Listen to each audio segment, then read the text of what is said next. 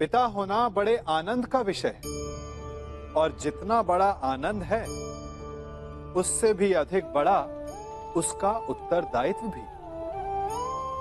आप में से भी कुछ पिता होंगे, कुछ संतान, और मुझे पूर्ण विश्वास है कि आप लोग भी अपना उत्तरदायित्व अवश्य पूर्ण करते होंगे। हर पिता अपनी संतान के सुख के लिए, उसके उज्जवल भविष्य के लिए रात दिन परिश्रम करता है, धन इकट्ठा करता है, सुविधाएं एकत्रित करता है। आप भी करते होंगे। हर पिता को यही लगता है कि उसने अपनी संतान को सब कुछ दे दिया, परंतु फिर भी संतान प्रसन्न नहीं रहती। यदि आपको विश्वास नहीं तो आप भी स्वयं अपनी ही संतान से पूछ लीजिए। उनको अवश्य कहीं ना कहीं कोई कमी अनुभव होती होगी, और इसका केवल एक ही कारण, और वो है पिता की भूल। उसे लगता है कि उसने अपनी संतान को सब कुछ दे दिया, परंतु वास्तव में वो उसे सबसे अमूल्य विरासत दे ही नहीं पाता, और वो अमूल्य वस्तु है समय। अपनी संतान को समय दीजिए, उसे समझिए, उसे समझाइए, उसके साथ खेलिए, और जीवन के मैदान में उसे खेलना सिखाइए। उसे संस्कार दीजिए, उसे उसके मार्ग पर चलने दीजिए। मार्ग भटके तो उसे उचित मोड़ भी दिखाइए। विश्वास कीजिए, इससे अधिक कोई अमूल्य वस्तु आप अपने संतान को नहीं दे सकते।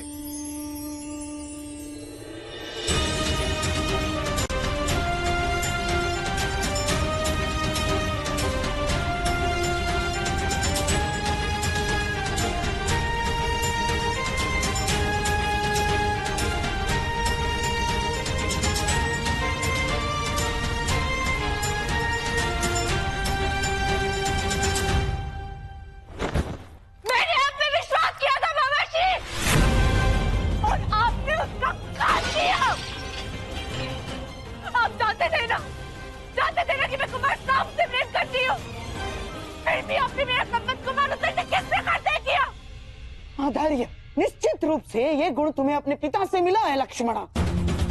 अरे बिना बात की गहराई समझे तुरंत प्रतिक्रिया दे देती हो। पहले शांति पूर्वक मेरी बात सुन तो लो पुत्री। अब सुनने को शेष क्या है मामाश्री? आपने बिल्कुल ठीक कहा।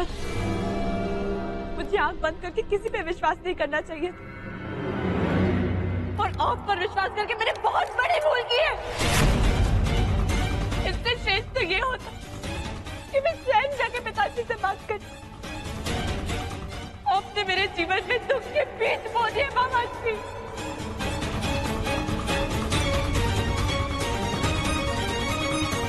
नहीं बच्ची, देखो पौधे के उगने से पूर्व ये भविष्यवाणी करना उचित नहीं है कि बीज बुरे थे।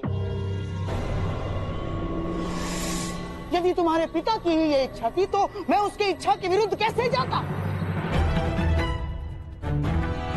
क्या पिताश्री ने आपको ऐसा करने को कहा? हाँ, यही तो मैं कब से समझाने का प्रयास कर रहा हूँ, परंतु तुम हो कि सुनते ही नहीं हो। तुम्हारे और सांब के विवाह का प्रस्ताव मैं दुर्योधन के पास लेके गया था, परंतु वो सुनते ही क्रोधित हो गया, और उसने स्पष्ट रूप से कह दिया कि वो तुम्हारा विवाह कृष्ण पुत्र सांब के अतिरिक्त और किसी से भी करवा सकता है।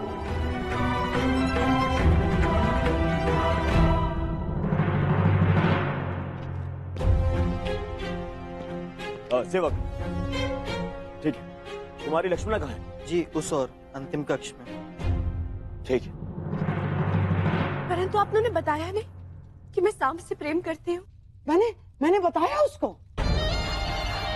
मैंने तुम्हारी सहायता का वचन जो लिया है, और दुर्योधन से अधिक मैं तुमसे प्रेम करता हूँ लक्ष्मणा, और तुम्हारे कल्याण का उत्तरदायित्व कैसे भूल सकता हूँ मैं ना?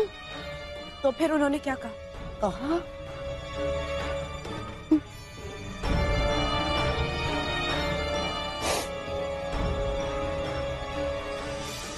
पहली बार उसने मुझसे कटु शब्दों में बात की और स्पष्ट रूप से मेरा यह प्रस्ताव अस्वीकार कर दिया बच्ची उसने। और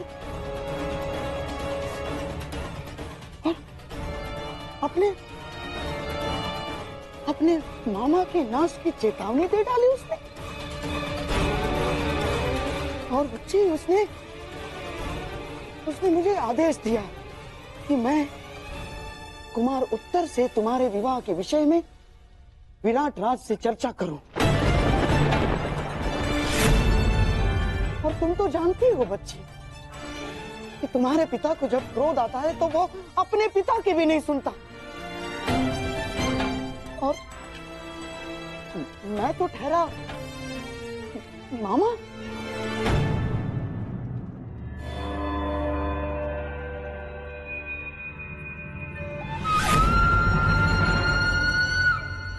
मुझे विश्वास नहीं हो रहा अपनी शत्रुता के चल पिताश्री मुझसे मेरा प्रेम छीन सकते हैं।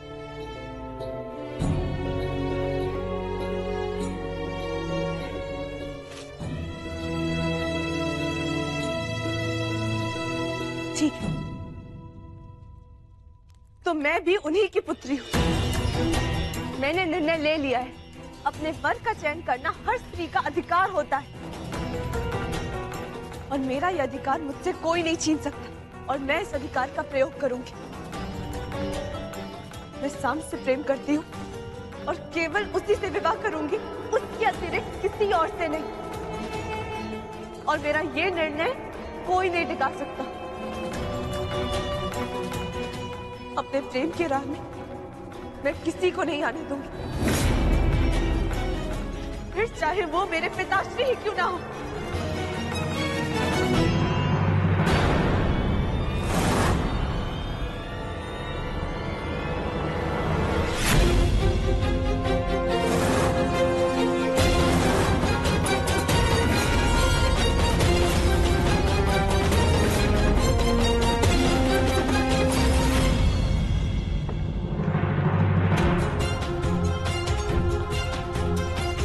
नहीं, मैं लक्ष्मणा का विवाह उत्तर से नहीं होने दूंगा।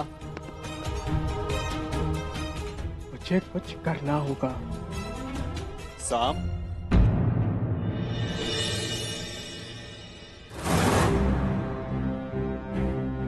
हस्तिनापुर की राजकुमारी लक्ष्मणा का हाथ विराट कुमार उत्तर के हाथ में देने का प्रस्ताव रखता। आपका क्या मत है प्रथम पूज्य वासुदेव? मैं गांधार नरेश के विचारों से पूर्णतः सहमत हूं। साम, जो कुछ होता है सबके हित के लिए होता है पुत्र। अच्छा, फिर आपका मेरा पिता होना क्यों मेरे हित में नहीं हुआ?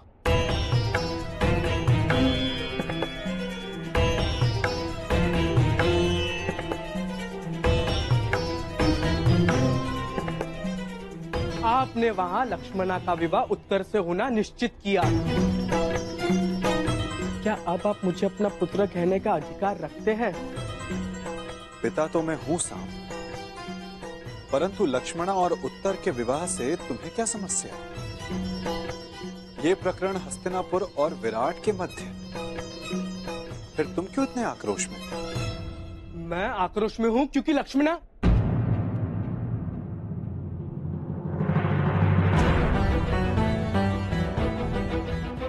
सारा संसार कहता है कि आप सबके मन की बात जानते हैं, तो फिर आप ये नहीं जानते कि मैं आक्रोश में क्यों हूं?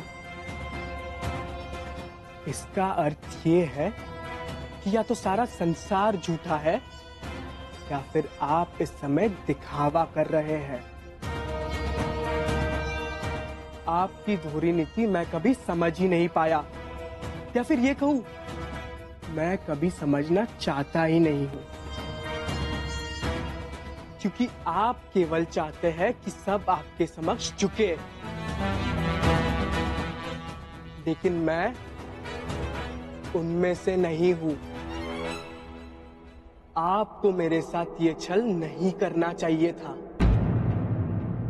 और मैं आपका ये प्रहार जीवन भर नहीं भूलूंगा।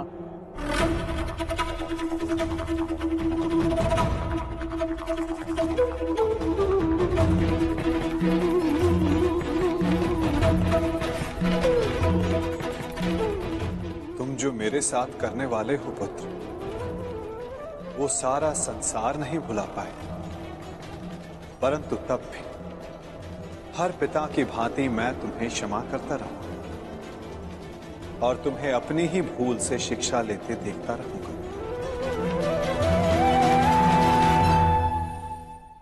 पिताश्री, वो मुझे आपसे कहना है कि मैं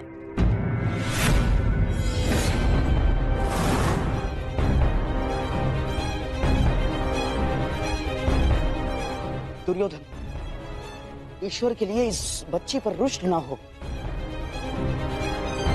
अरे ये तो अबोध। शांत रहिए आप। ये कोई राजनीति का चौसर नहीं है और ना ही रणभूमि का खेल। ये मेरा परिवार है, मेरे परिवार की प्रकरण है, और इसके मध्य में आपको बोलने की अनुमति नहीं देता हूं। आज केवल मैं बोलूंगा और आप सुनेंगे।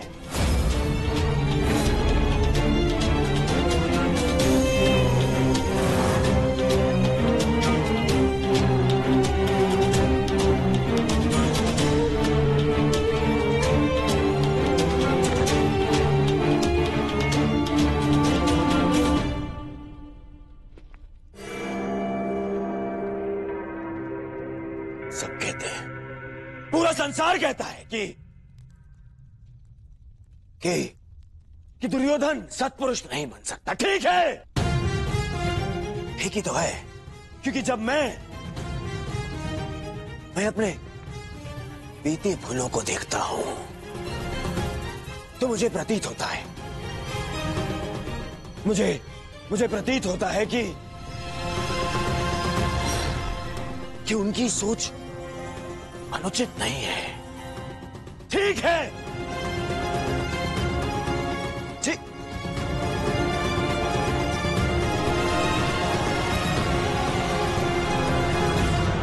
परंतु जब मैं तुम्हें देखता हूं तो मुझे मेरा भविष्य दिखता है। ऐसा प्रतीत होता है कि मैं मेरे भविष्य को सुधार सकता हूं, उसे सुंदर बना सकता हूं। मुझे अनुभव होता है कि अपने बीती भूलों को, उन पापों को धोने का यदि कोई मार्ग है तो वो केवल तुम्हारे जीवन में आनंद का मार्ग देने से है।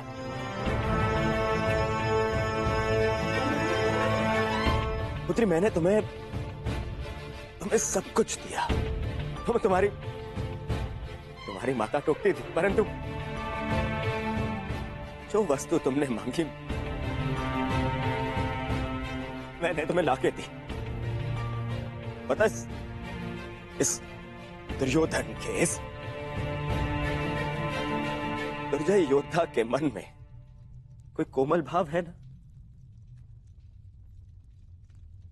वो केवल तुम्हारे लिए है पुत्री। फिर पता नहीं क्या कमी रह गई, बताओ ना पुत्री, मेरे प्रेम में क्या कमी रह गई? तुम्हारे लालन पालन में क्या भाव रह गया पुत्री? ऐसा मत बोलिए पिताश्री, आप संसार के सबसे अच्छे पिता हैं। सच? तुमने ऐसा क्यों किया पुत्री? यदि ये सच है तो ऐसा क्यों किया? मेरे और वासुदेव कृष्ण के संबंधों को जान के भी तुमने तुमने ये निर्णय लिया?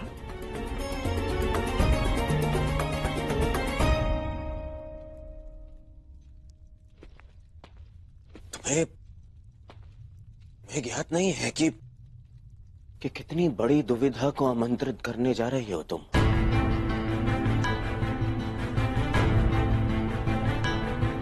मैं शाम के साथ में तुम्हारा आकर्षण समझ सकता हूं पुत्री, परंतु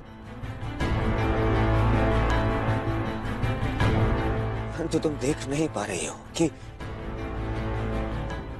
मेरे और वासुदेव कृष्ण के कटु संबंधों का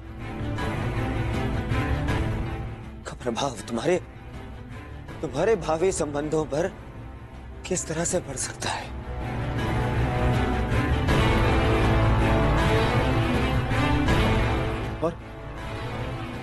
और कोई भी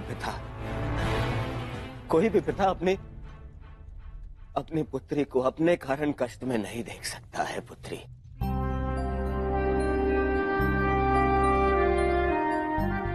मैं भी नहीं।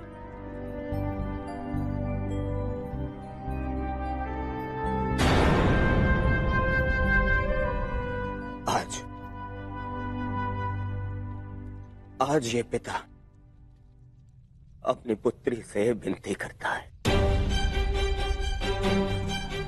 मैं विनती करता हूँ पुत्री तुमसे, शाम को अपने दिल अपने मन से निकाल दो पुत्री।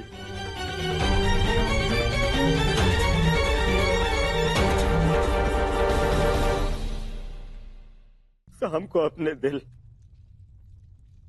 अपने मन से निकाल दो पुत्री।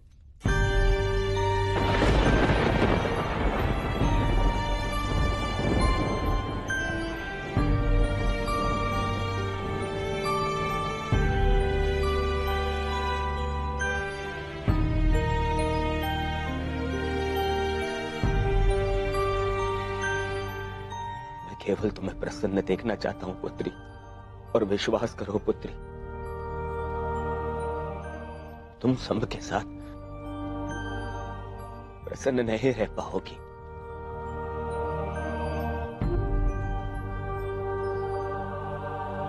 तुम्हारे साथ केवल तुम्हारा भविष्य नहीं, हस्तिनापुर का भी मान और सम्मान जुड़ा है।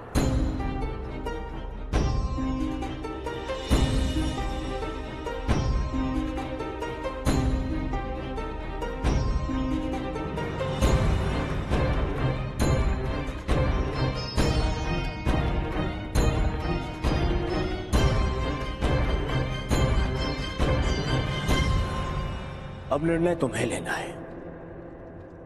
क्या चाहिए तुम्हें? अपने पिता का सम्मान या फिर अपना स्वप्न?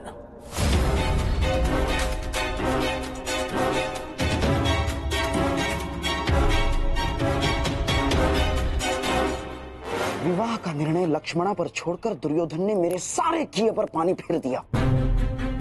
अब उस कृष्ण को नीचा दिखाने के लिए मुझे कुछ और करना होगा।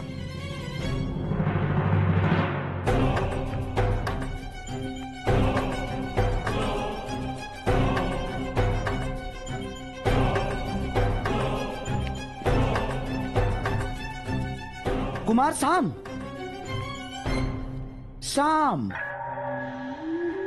मैं जानता हूं कि तुम पर क्या बीत रही है और इस समय किस संताप का अनुभव कर रहे हो तुम। मैं समझता हूं, और मैं भी तो चाहता हूं कि लक्ष्मणा को उसका प्रेम मिले और तुम्हारा विवाह उसी के साथ हो।